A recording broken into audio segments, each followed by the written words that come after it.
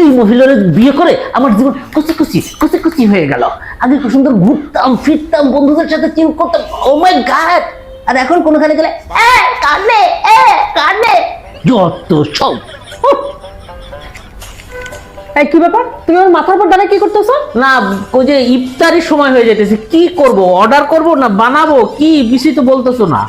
কেন, কালকে বউ আসছিল আজকে বউ আসে নাই? না তাহলে কালকে কি করছিল ইফতারিতে? এই যে চনা, তারপরে যে চপ, আলুর চপ, এই পেঁয়াজু, এগুলো করছিলাম। তাহলে আজকে আমাকে কেন জিজ্ঞেস করতেছো তুমি কি করবা?